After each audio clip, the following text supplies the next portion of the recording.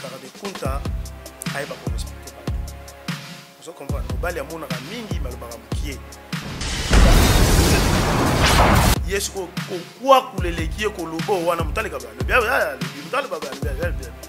Moi, la vie, le bogo, il est ça, en quelque sorte, on va ça remercier l'honorable plusieurs fois, plusieurs fois, plusieurs fois, ça l'est. Mon dit, sans carrément d'écoute, là, on m'a vioqué les Aïda, Bande, et mon coach qui est ça, théâtre. Sans carrément d'écoute, on va ça, dictée française. La coach, lui prenait une feuille pendant au cours. Je parie même là-bas, d'ailleurs, mon rabot, pour autant, il serait français. C'est un aventure pour la réalité. À ça, on va comédie, les honneurs de Sankara. À ça, t'es un démon dans la monde. Sankara, du coup, tu as le droit, moi, je vais aller à mais ça, béba. Les gars, ça. Allo, Kamaka, la zone, on a libabé. Comme on a libabé. Donc, Sankara, du coup, tu as pour payer pièces à rejoindre qui toque. C'est un aventurier, excusez-moi, il est très beau, même s'il fallait plus là. Donc, bon, on a habité, il a boulé nini, il a kanisa nini, dans sa vie, mon ni, tu me sous la vie, il y a pour embrouiller relation avec tout topé, baby sa place cohésion ça. Il est na honorable secrétaire parce que quoi il a dit.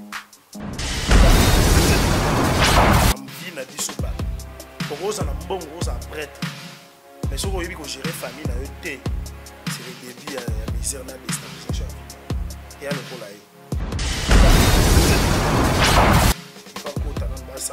Pour 4 fois.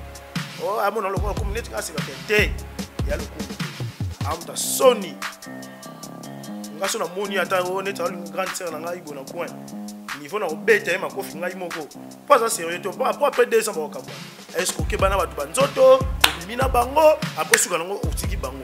Pour quelle finalité?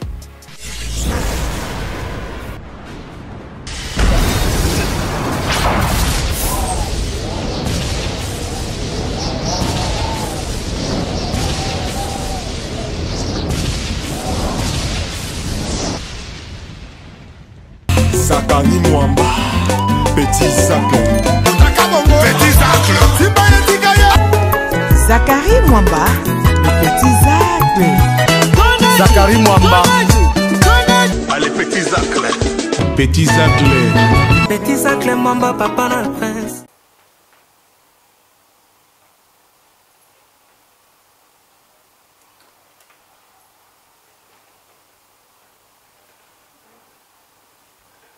Mona benne idéologique monsieur pas qui visite parti dit nekele wele batu là ba mon appel fait là-bas ou dit balobi merci na batutu posé par Pierre à travers le monde oyo boza ko continuer ko ça la confiance na Tumba TV officiel balobi chaîne oyo na mupepe asika na 2022 balobi deux fois té ya bino yango chaîne moko chaîne zaka moko Tumba TV officiel de votre Zakari Mwamba ZM le général de la presse internationale patron de Tumba TV officiel balobi boba kisala ngamo na papa SKK dit bana papa SKK tubola muka boba ndako s'abonner ngaye bon continuer nga ko s'abonner di balobi deux fois encore et toujours deux fois Zakari Mwamba moto mbanga na mbanga maloba na maloba mbote na bino tour osé par Pierre fait le monde pour sali confiance na kata Tumba TV officiel. Merci à mon sponsor officiel papa Charles Blaise Mafuta le Vandou de Rennes président de l'association qui cite de Bretagne pire Fati Betomu Kwantombolo pire petit Aya Denguez deux fois balobi motema bato maman Isabelle Marinette merci pour la confiance merci na association qui cite Mobimba na bodi mongo maman CG Brigitte Bita merci beaucoup la confiance merci na vice-président Pierre Mpoutou papa Pierre Mpoutou merci la confiance merci na bato tout oyo boza ko sala confiance babi lelo to kotumba inga to kotumba na nani boko découvrir awadi Zakari Mwamba encore toujours habite deux fois Tumba TV officiel la chaîne à télévision et y na YouTube ingayi Tumba deux fois merci na papa Guillaume Matondo l'homme portable motema bata mama Nina Bamona bougele ngai maman Emeka Grave la femme conteneur merci beaucoup pour la confiance au boza ko sala pour ngai pour na Tumba TV officiel merci na Clotilde Bondo balobi Clotilde Bondo plafond de Rennes balobi femme forte Clotilde Bondo merci pour la confiance merci na beaucoup la rachuke lomboto merci na Guy Maseba Guy Maseba mukulumpa wani balobi deux fois te Guy Maseba mukulumpa kas nazako le labino tout mabe merci na le vrai tout des Zakari Mwamba oh boza bon éparpillé à travers le monde boza ko sala confiance na Tumba TV officiel tant yoza kotala s'abonner directement merci beaucoup na petite sœur propre Marlène la Congolaise véritable warrior nakata 001 merci na Judith Mouipata motema Serge Mbo merci na Kelingolela motema Patika Misi deux fois te na Montréal wana naza kulili ngai Mohamed Moleka le seigneur de la ville motema batu ya Charity Moleka mosa pembe na robosa na te Didi Yamba balobi patron ya Easy Solution agence moko eye tondo ketela masuti na ba victoire Tokyo l'agence Easy Solution eye mutatinde lo ankwa apesa adresse esiko zali kokoko babotelo porte ba tigeli onkwa na yo o koli ba tigeli yango félicitations Didi Yamba la initiative aux ya Easy Solution agence Yassir merci na batutu déjà tozana confrère na ngai mo awa to tumba wa ngai Sankara de kuta yo meki makambo sika ba mekakate di liboma nezo sila lelo inga liboma Sankara zo sila lelo inga liboma Sankara zo sila lelo to sola pe nana za ko mériter ko soit passeport diplomatique nana za ko mériter ko za ambassadeur à culture est-ce que Koffi Olomide mérité oui Dadju Gims c'est bien est-ce que Koffi Olomide mérité to sola pe wenge 4x4 ndenge basangani pour un single, il y a 4 titres. Oueranson Jibé Piana, Marcela Fondé, Alain Makaba. Ba signé contrat, Tozela. Oh, les 30 jours au dans la stade de Marty. Ingaï Bilenga Wenge. Est-ce que fallait mutasangi si bango toté? Torotumana Merlin, déjà tant à sa kota. Ah, binotu boza, bobana déjà ko s'abonner, bobana ko like lenga di.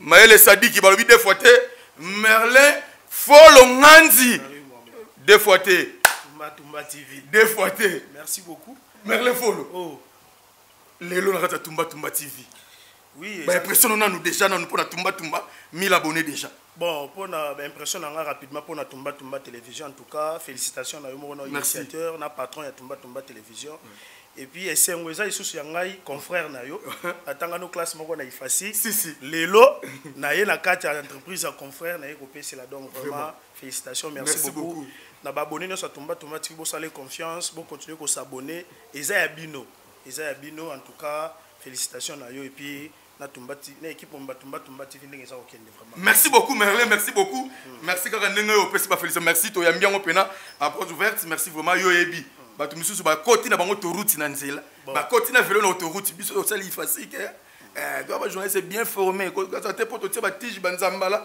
et faut créer faut innover au bac ça moins implice lelo o na Tumba TV oui tozonga mo mukesi malgré ça ba actualité c'est l'équipe mais quand même faut ba comprendre pe mutu mususu po ba yeba na utilité à lelo chef de l'état zoki likanisi ya ko pesa l'artiste émissé en mboka na biso ko nommé bango entre autres comme basa ambassadeur de la culture après c'est bon passeport diplomatique et banaki bosso na Dadju na maître Gims balobi ba vie mususu côté intimement mais comment bango ba France et mais ba misé congolais OK il s'agit moi tima et après tellement ko senga ya Koffi ezaki trop ya ko senga akezonga pas huissier na la présidence.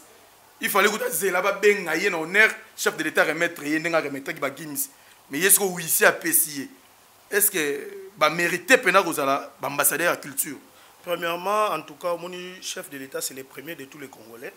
Donc, c'est le number one. Et au-delà de la personne, la présidence est une institution. Je pense que les hommes habitent, les hommes alam, surtout dans le cas de Gims, na Dadju, au moni baza bateau bazo bundelambo kalibanda makasi. Il faut quand même pour récupérer batu ya bongo pour na marketing ya mboka. Sur le plan communicationnel, rassurez-vous que bazana ba fan est belé éparpillé à travers le monde. Il suffit kakake. Supposons que Dadju a télémito Gims a sali loko moko ya rond-point victoire, tout ceci c'est là pour na roteka mboka. Je vous dis et kokende très bien. Biso na boîte structure moi privée na travers atozana et loko moto sala campagne pour na mboka mon pays mon héritage. To le belango pourquoi mboka na yo za kitana yo. moni lelo oyo République démocratique du Congo, certes, tout ça n'a pas guerre, mais guerre, pays. Je vous dis, en termes d'insécurité, peut-être la République démocratique du Congo, tout ça mieux qu'en Afrique du Sud.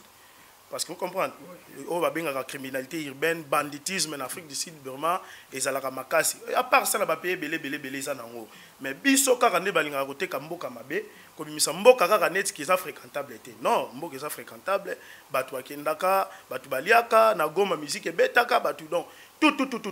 Je pense que sur ces plans-là, chef de l'État, c'est quand même honneur na bana mboka et ça bien makasi parce que Gims na daju bakoya ko booster. Pour les cas, il y a Kofi Olomide, Agbada, Double King, je pense qu'ils ont mérité. Mais au-delà de mériter, il faut autant le comportement. Comportement, il y a une moralité douteuse. Il y a Kofi Olomide. Comportement, moralité. Comportement douteux, moralité douteuse.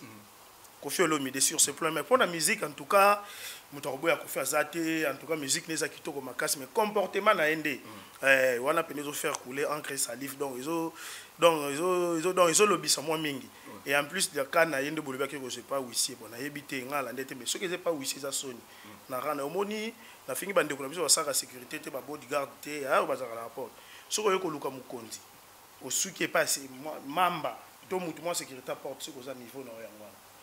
Ce que ya za te faut au matalikolo wa suka te yo donc on a peut-être si mais ce que ceux qui n'apporte ba goza to baliko ke ce que niveau na yangwa. Je pense que Kofi Olomide za mukolo na bebina sagesse. Ouais. Merci beaucoup. Merci beaucoup Lobina sagesse. Parce que lelo ndengo lobi wana batu belé pe ba se plaindre.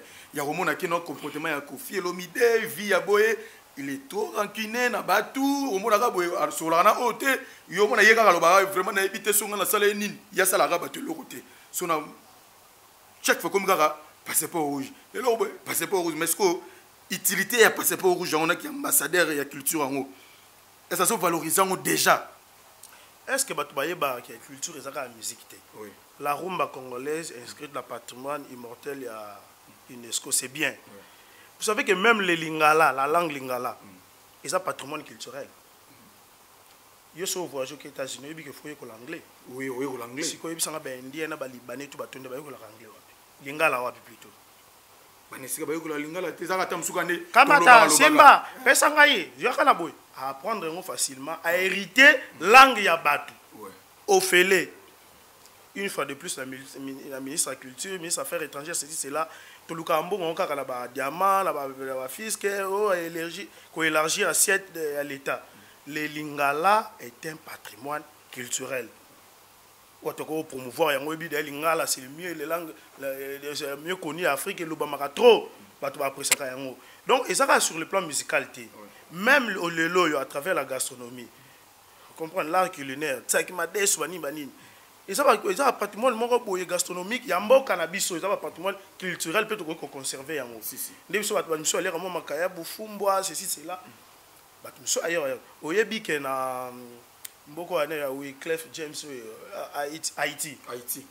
Au yebi que ce sont des noirs. On a la traite de noirs, l'esclavagisme avant on a bakenda. Au yebi la Nouvelle-Guinée.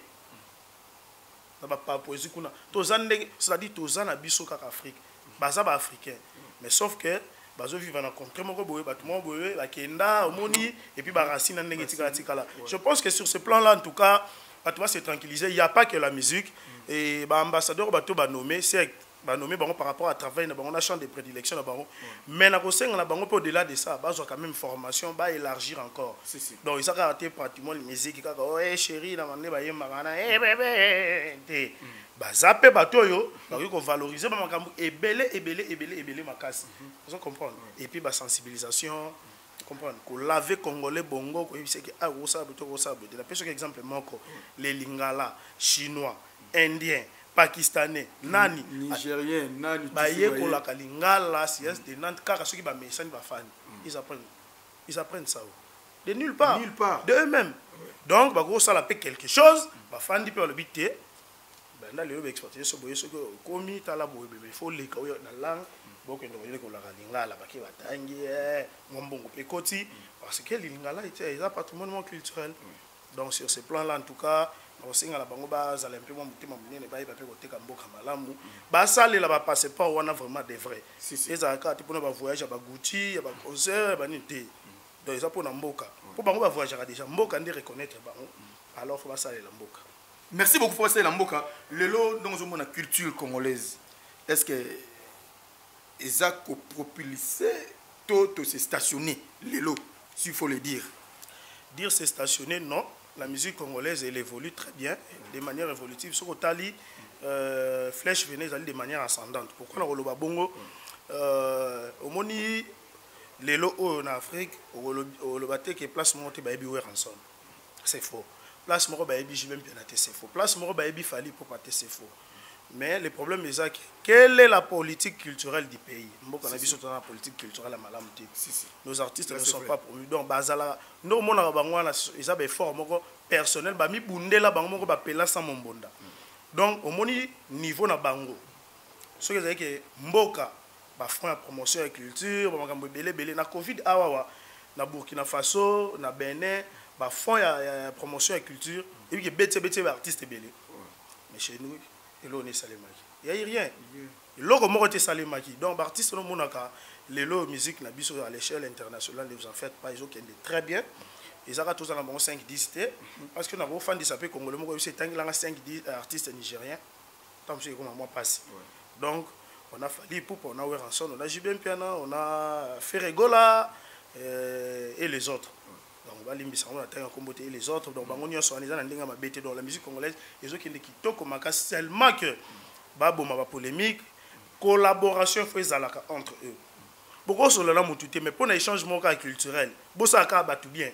Batu ba rêver ba kata Dieu a Werana Kofi. Dieu ya Jibe na Kofi Olomide.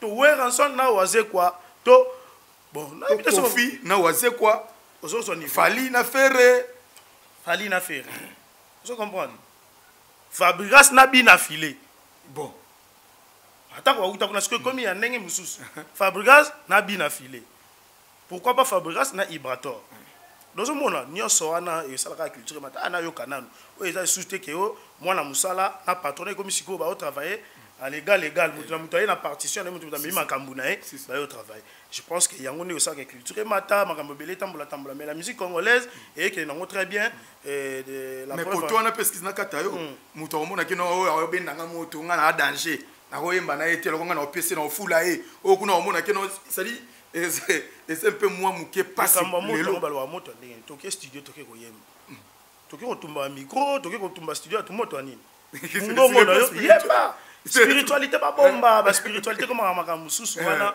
etali bango ngala ebika c'est lo bango ba sambruya ka zakari bomba ba sambruya ka bango monde ba sambruya ka moto anini moto ya nini ba moto ngandenge ni voilà fatika biso so ya na ba moto tenga tout monde bango nyos baza na ba disque platine jusque là Congo depuis ça Congo ta mutu moko taza na Fali Poupa ba explorer sur ça la za na ngote ba single d'or ça on ton azolo ba disque platine exacté c'est honteux ce que je vois fan da ba zongi na laboratoire ba raisonner le ndoko ça pour to côté to récupérer bloc ndengwa mais pour ba ça ba games ba daju zelo ba j'aime qui ba zuaka yango donc facilement dans un temps record dans un laps de temps donc autant on va raisonner batika makambo ya moto basa andi makambo solo merci batika makambo moto basa andi makambo solo bazo ba disque platine et tout ça l'appelle au moins bien pour la culture toujours et kende lelo tout ce qu'on a il y a 2 ou 3 semaines déjà passé il y a comme on a Jibem Piana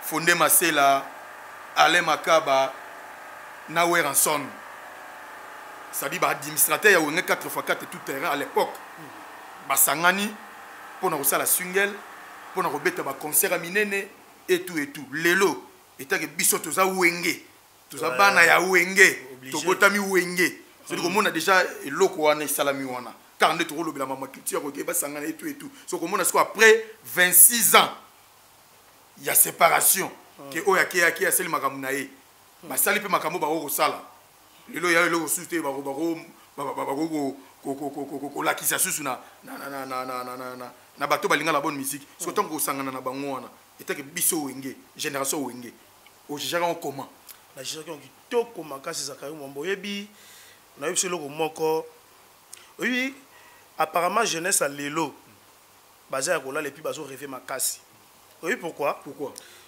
Lumumba Zala premier ministre na Mboko il n'avait même pas 30 ans tant que ça va impact wana ba Kasavubu ba eux nyonso yebi wana Weranson Jibem Pianale Makaba Didier Masela oui que dans ce temps ba Kabwani ba même pas na 50 ans Weranson na ba 29 ou 31 ans s'il faut faire des calculs ça le monde donc ba faire ba Bill Clinton ba Sele ba na propre fourchette d'âge na bango ba 21 ans ba 17 ans ba 18 ans ba 20 ans au son niveau donc tu te demandes bango c'est roi biso to ba miki donc net ngai na to monde bango mikolo en principe ba ina na ba na miki à peine ba 50 révolu Weranson 57 ans 58 ans à peine donc il y quoi de leur jeunesse bah s'assume qui m'a cassé bah il ba tombola mboka donc mon abango lisusu ils essaient de casse parce que 25 ans après le long na neveu na ngai azana 22 ans vous comprenez tant wenge panzana tant wenge panzana tant wenge panzana ya zala kiti akutaka wera na jibe vous comprenez akutaka la guerre ndeza donc moi na so moni bango le lobo ba mesika moko et ils essaient de casse pourquoi na lobi bongo je pense qu'ils a musique congolaise une direction moko boye bato ko kamwa pourquoi tu ba kamwa ça quand même boyebi niveau tu ba ozela boyebi Weranson ko estimer Weranson ça combien de fanatiques ana bango belé Jibem Piano bazé belé ba vrai de papa chéri boyebi combien de bato ba ozela ba ko sous solo ya Alain Makaba bora sous basse guitare basse combien de bato ba yo kasikoyo basse matutu ya fondé Masela ninga ko panza ba bafle oui combien de temps c'est là bon oui combien de temps c'est là ekoko tabwaka robert ekoko ta oui neti ngai na sengo mona eto ma save vidéo na werande na gomo welo eti bakabona na tete image ya mokete elongile yelonga ko ekoko ta ebela ba ebele menga menga la zala ki déjà to zala ki déjà mais image ko wenge panzani neti ba biso directement to sambate tali sa direction de la finda et comme il hier là ba fait vers Serana ce que si papa oui malibanda boke polémique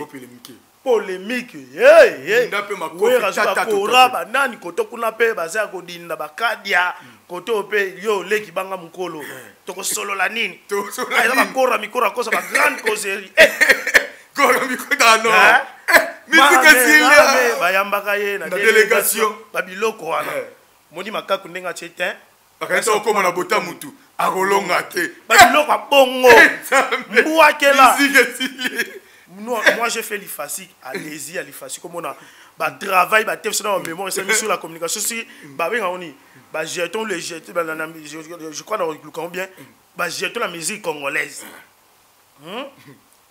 car ma pas epeno je m'appelle toi Félix Réseau quand tu es Yonani il y a lui je m'appelle toi et après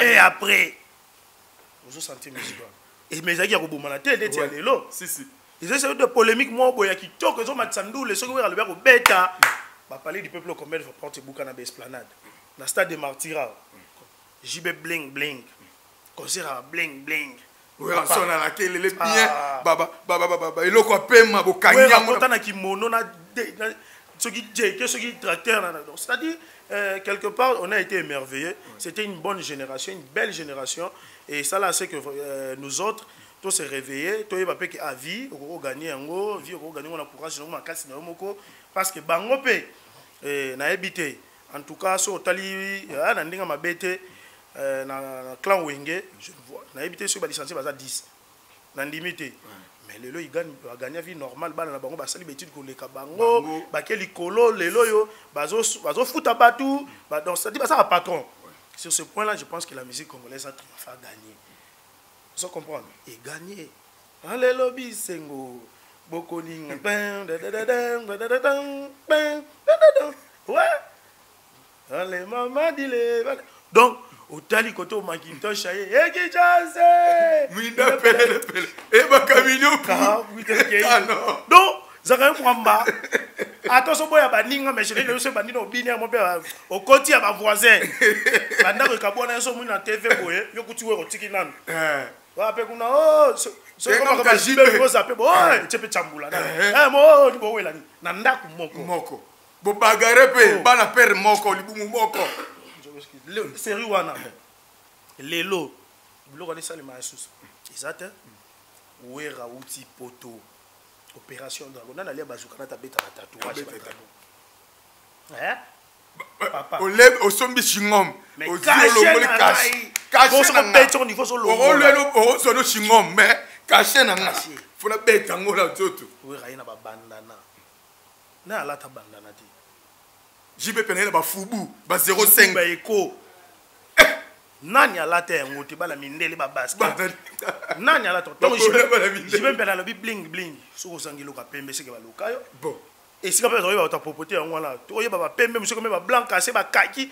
Bon le bi bling bling. OK, Lugata j'avais le tiaka que papa et ko pembe kaka. Vous comprenez? Donc une bonne génération là donc ngala ko senga la bango, ba to ba pelisa moto te. Ba rassembler bango davantage parce que na ndaki tata mobichi émission mo sala qui en tout cas tata atika opelisa moto to yebi ja structure ndenge ezali mais ko ba to président monsieur ya jibe mpiana ba biloko wana ngo etinda ke moto mutasa la égocentrique attirer côté na to lingi ba fortement centrifugé jeté tata azana kati il faut ayeba ko sangisa baninga omoni c'est le moment donc ça moment réconciliation ça moment ya paix et ça moment oyo ba mélomane les fanatiques bazozela ba yoka lisusu batuana alinga yo sa base na sima wongia na tete asokipe no na tonia tonia ata no tonia tonia est-ce que zo kini malamu toti tata kizo okipe no tonia tonia mais pour la musique aya na message à paix abaninga basangani et puis on va voir ce que ça va donner en tout cas moi je pense que vous akito est-ce qu'il y a certaines personnes bazoloba est-ce que ça ka wenge kaka ka ndenge après ne ba komeki prêtre ya ko kabwana ne bango ka ba kozala parce que so totali wenge 4x4 to mona entre autres ba Marie Paul bazala ba Rikoko Bulambe bazala so tali pe ba retombe na bato bele bazala na wenge wana nanu est-ce que ba ko benga pe bango to ezaka keno wera jibe mama sela ale makaba ba ko bule sikoyo to benga kaluji Robert Kokota to benga général Blaise plutôt ezaka comment parce que côté so ezana mo mbilinga nde to zali awa bo songi ba bengisi ba sia ipento okende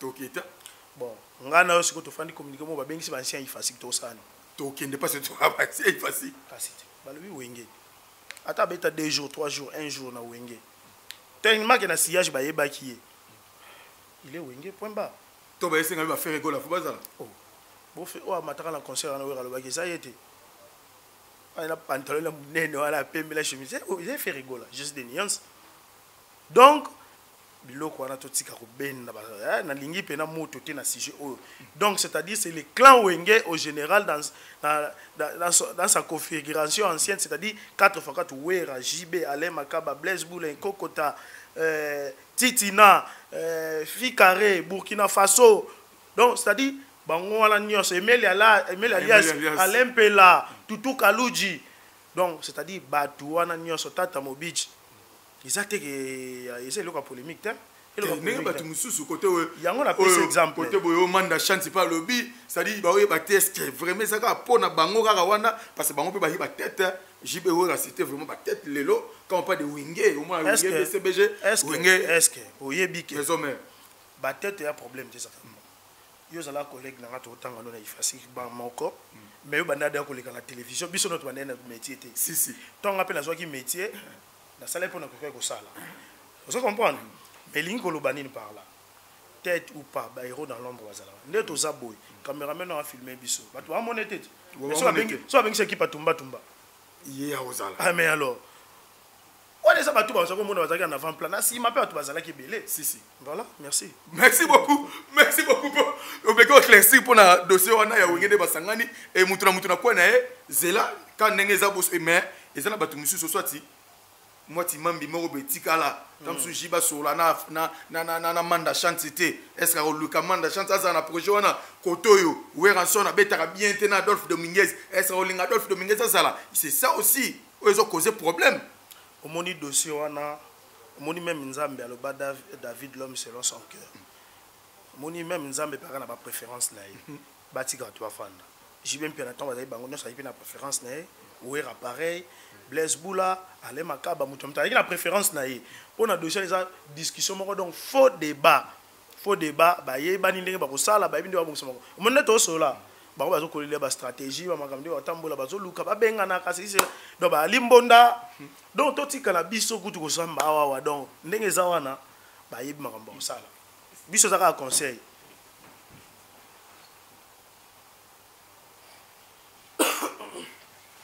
donc biso ezaka un conseil et l'autre groupe ça un conseil nyonso kende malamu et les gars kitoko neti nga nazo zela yango makasi faut na yoka suwera na jibe na yoka donc et ezaki kitoko makasi. Merci beaucoup Berlé faut le kitoko makasi mais lelo ceux qui ngolo bakino porte-parole o azadin yako sala marketing pour na projet on a lekela ngona ba TV ozo estimer za nani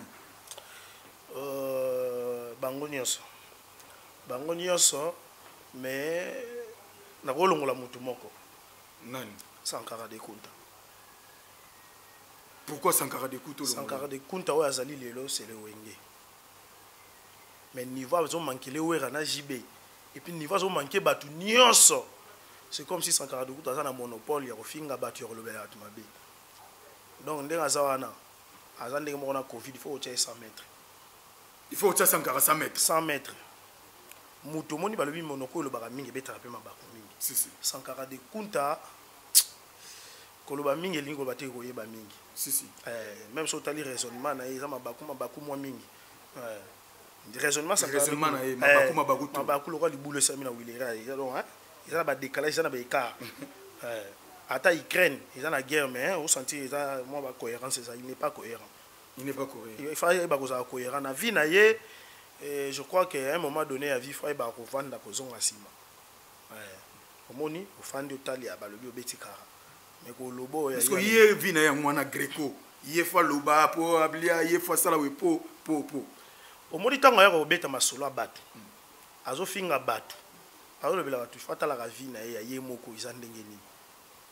La charité bien ordonnée commence par soi-même. Sankara de Kunta, il faut mettre la ravine, et Mobimba. Quoi, Takara, quand tu n'as vie privée battre. Il y a 4 fois yango basi akabona basi 4.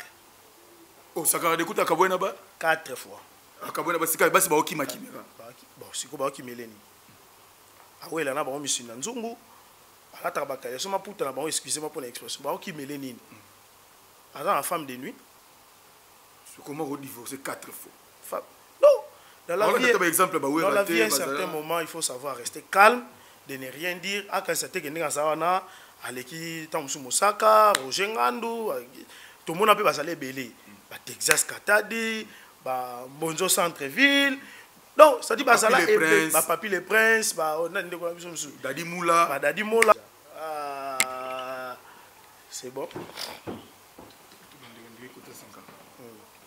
Ce que le Sankara de Kunta a démarré honorable Zakari Babaso éviter que non ana ba guerrier combattant ba enchaîner ba lier ba dévorer pour que ninga lobaki jibe tout et tout na vie mutino ça na place na même ma boma ba na place na bango et puis l'état ça na rôle de protéger bango et ande mona ba Sankara de Kunta.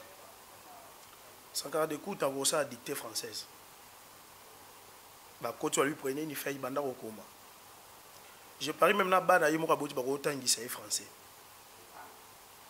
Là c'est vrai. C'est vrai, hein? Ouais. Merci. Donc on partage la vie nangai. Donc Elin Kolobanini Sankara de Kunta aiba ko respecter bato. On comprend. Mobali ya monaka mingi malobaka mukie.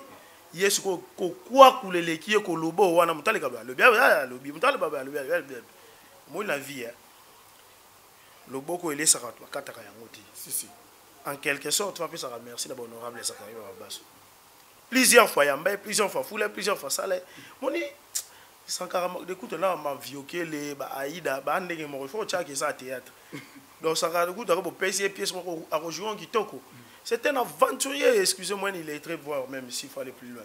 Donc bon, na habité azo boulé nini, azo kanisa nini dans sa vie moni batu misusu na vie bayaka kaka pona ko embrouiller relation ba tout topé ko bebi sa place cohésion ezali ye na honorable Sakari Babaso ko wela niti nini Mosaka lobité Roger Nganda lobité ye kaka ifo loba moni mona balakisa Mosapi suka ne mabe aloko Sankara de Kunta lelo te lobité na za prophète de malheur te na ko souhaiter péter comme elaé mais un jour a kundama la béton ayo kuta pena bou ameki place moi sentir que était Elie et comme les mamans mais il faut respecter mon honneur ba fanda kimia ai ba fanda pas on manquer ouais à tout moment muta sala azala ninga zana se weranson mettons ko manki lokola ngala ko mboya tata na biso afutenga mo na kende ifasik atangisi ngai na suba diplôme suka nango na bino occupé suka pa na biso te aza mutu mabe na osala bo eza lokola wera eza lokola excusez-moi bat balimbisa lokola Sankara de Kunta Sankara de Kunta lokola mwana mo balongwele ya bilambe sa beba ndenga zana ndaza batambola alokama kala zotambola na libabe batambola na libabe mwana mobali 4 kokabwa tala na vie na biso bato okoza na mbongo oza prêtre mais soko yebi ko gérer famille na yo te c'est le début ya misère na déstabilisation ya vie na et alokola ye il faut ko tanan ba sambelela pour 4 fois oh amona lokola comme net ngasi te ya lokumu te amta soni ngaso na moni ata net grande sœur na ngai bona coin niveau na obeta ma kofi ngai moko pas ça sérieux pas après 2 ans bakabwa est-ce que bana batu banzoto obimina bango après suka nango otiki bango pour quelle finalité c'est ça irresponsable makasi fa bana ko zo vie ne au sérieux atika via batu atala makambo na ye a gagner vini ndinga zo gagner atambola mataba avion ndinga bakazo mate ba avion za patron na éviter patron ya banani fa futa kaneti nani bon na éviter c'est encore ça donc ça du coup ça aventure Kolanda été kanae aza aventurier makasi aza aventurier d'abord français mobulu classe on va le bakatanga na habité soka za pédagogue ngaka boma bana ba tout pour article kokoso soki neti ngai parent na zongi be bote mpese c'est qui Sankara olongo école wana d'abord je n'ai pas une compétence notoire, il ne sait rien faire, il n'a que sa bouche pour parler, rien que ça, pour injurier aussi les gens, injurier simplement les gens, il n'a que ça, à part ça il ne vit que de ça. Vi na mobimba depuis bande saka yangwana ko betaka ba shit ko baluka ko bagumba ka likone wana donc vi na yangwana asa la vie ya mona ko sala mais il faut pas ko ya ko finga à tout le monde donc na vi na ye il faut quand même discipline ha ba ko tatala ngai mama botanga bana ndi ko linga lelo on to sa concours moko na olugata isika ta na Fatima nani bala basi nani Sankara de Sivai aya papa Fatima ko to bala basi ko mona papa ba chérie azoki sa mitema bala bato c'est un aventure pour la réalité asaka ba comédie le de Sankara aza tente moko na mona te musala leza ko décevoir bala bato pour une fille sérieuse n'a pas mo boto ko bimana Sankara concours mona ko organiser ba ndenge wana mu nyosa yebi ke moi si nyosa Sankara de kuta décevoir rendez-vous dans Notre-Dame de Fatima divorcé 4 fois te wana on dehors à 4 c'est comme ça dans l'ombre to luka bango baya Omona. Résultat, c'est là, tu as un statut dans WhatsApp. Bon, c'est un aventurier, il ne faut pas Hollande. D'abord, il faut que l'on Fanny Ming na poto, mais il faut que la français. Pour la poto, on va apprendre, on va le français. Et ce qu'on a dit, la taille, il va pas pour le artiste musicien, ma contrat signé rendez il signé là. Toi tu as soin si tu m'as calé, tu as du soin, il y a donc il faut y aller que la makambo belle la vie là. C'est un aventurier et quelqu'un comme ça, je pense que il faut même pas qu'on l'année, il faut pas qu'on réponde. Voilà. Nebi gende to le bibo aroya so ko finga ko lo ba ye c'est vie na voilà. Merci beaucoup. Merci beaucoup Merlin Follow. Merci vraiment Nenge au permettant qu'il est là au télémanatich na Tumba TV officiel et pour nous ça la analyse de la culture et bon canabiso et vraiment merci beaucoup à temps à autre ceux qui ont qui actualité zali pour te développer déjà bon message Merlin Follow il est vraiment mon ancien collègue de l'IFASIC collègue nanga yalinga la facile. Oh, tous années, même boulot, vraiment, merci beaucoup. N'a habité, tout au Kabouanayo, et moi, 2-3 personnes, bah, tu belle, bah, par pied à travers le monde, bah, Tardelimboui, bah, la tèche qui tourne, bah, Benz, Bonakawa, Vaké, bah, Yannick Moulele, moi, on a tongé à l'itoche, ya tongo, bah, Yannick Moulele, bah, ça, pour moi, tel me belle, bah, Junior Moutombo, bah, Yannick Stopira, bah, Serva Tangake, Serva, Madame Ngoma. Voilà, merci beaucoup, Zakaï Mwamba, l'opportunité de passer à Tumba na tige. La paix symbolique de la à travers la République démocratique du Congo, pourquoi pas dans le monde entier. En tout cas, c'était pour moi un réel plaisir. Awa. Et je pense que Zakaï Mwamba a un numéro et tu solo là, tu vas contacter tu solo li, tu beti ma solo des ala quant à moi. En tout cas, un grand merci d'ailleurs mon patron Tumba, collègue, donc ami de l'école, donc belé, donc bon moment du staff et quand attend au fan ça. Ba Christophe Mulungulungu fait ça. Ba coucou à Safulu. Ah paix à son âme Nenette Mazaba. Mazaba Nyalembe.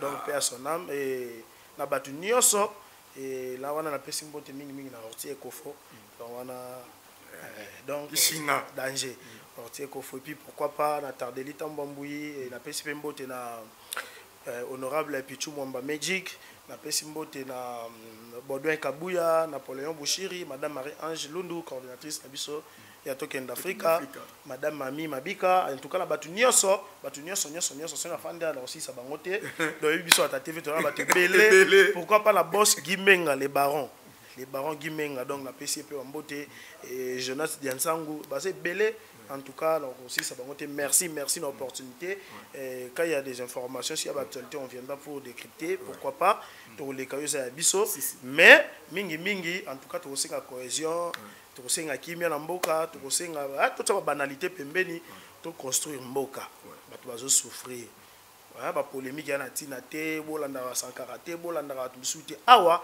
eza likambo ya koyeba nini tozosala nini tokosala en tout cas un grand merci beaucoup merci na batutu au bolandi biso merci vraiment bossa la confiance na Tumba TV officiel chaîne ezana pona ko former ko informer pe ko divertir bino na caractère sociopolitique socioculturel sport société pourquoi pas votre divertissement awa na kata Tumba TV officiel merci vraiment un grand merci na équipe technique Mobozo Telinga compagnie et derrière la caméra c'était Roland Kisansi merci na Maël Sadiki ndenge vraiment au sala musala kitoko vraiment félicitations Montréal merci na Grace Djunga de Paris merci beaucoup na maman Monique Nzumba na kata Hollande merci encore le plus merci beaucoup merci Merlin ouais merci beaucoup merci na batutu merci na Grace Djunga de Paris merci na Dario Kimpanga garçon Schengen merci na Leombo Mamokonza Autriche les grands esprits merci beaucoup na Eva Tumbaka Lombo Eva Tumbaka Lombo dans la kata Anvers wana merci na batutu au boza toujours ko sala nga confiance bon continuer ko sala biso confiance Marlène la congolaise en direct des 001 Chinyong Lutondo Vianel Mbumba Elegantissimo Vinika Manda na kata Irlande Vinika Manda merci na batutu portez-vous bien c'est parti.